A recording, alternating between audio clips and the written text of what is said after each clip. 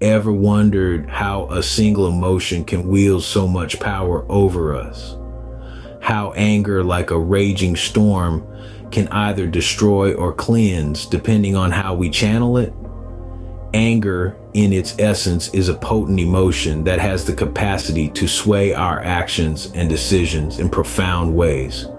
It's like a coin with two sides, one that incites destruction and another that fuels positive change. Think of a time when you lashed out in a heated moment, only to regret it later. That's the destructive side of anger. Now, imagine a moment when your anger towards an injustice propelled you to stand up and make a difference. That's the constructive power of anger. As we delve deeper, we begin to see that anger is not merely a destructive force, but can also be a catalyst for positive change.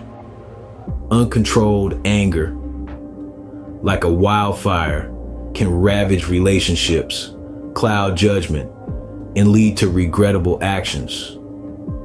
When anger takes the driver's seat, it's not just our interpersonal connections that suffer.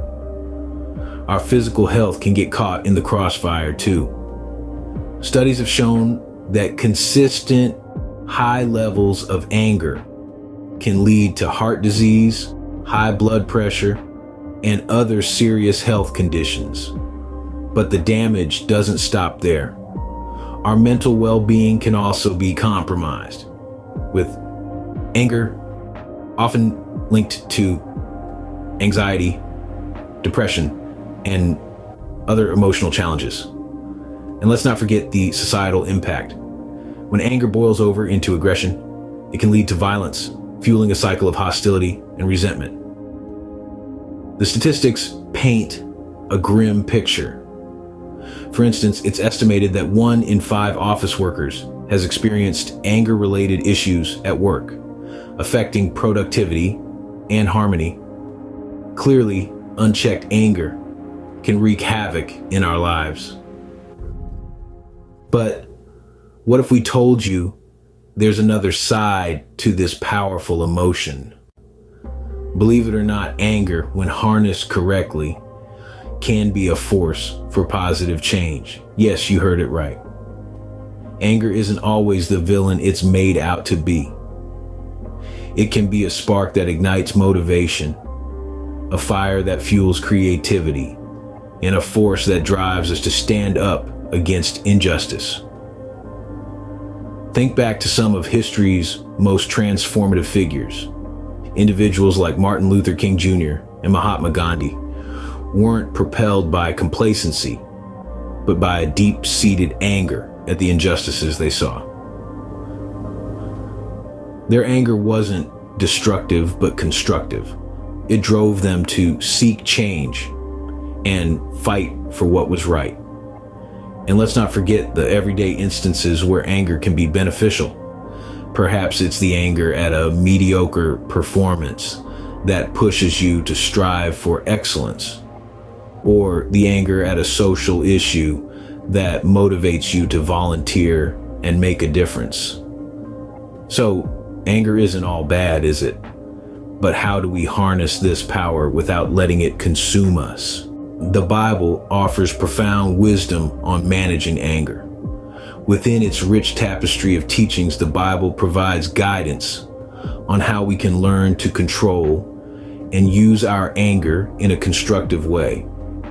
It doesn't shy away from the topic, but rather acknowledges that anger is a part of our human existence. The key, however, is in how we manage it. Take a look at Ephesians 4, verses 26 to 27. It says, "Be angry and do not sin. Do not let the sun go down on your anger, and give no opportunity to the devil." This verse doesn't tell us to avoid anger, but instead, it encourages us to express it in a righteous manner.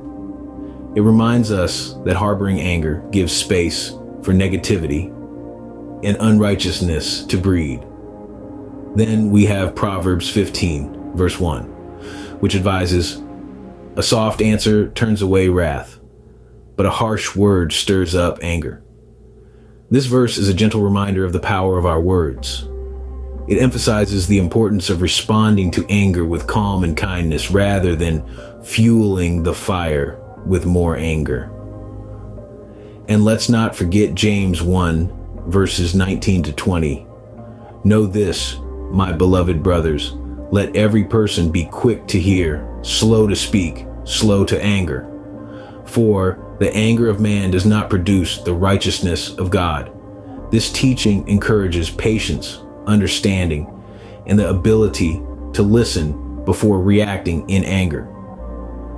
It beautifully illustrates that human anger does not align with God's righteousness. These verses and many others in the Bible guide us to understand that anger in itself is not a sin. It's an emotion, just like joy or sadness.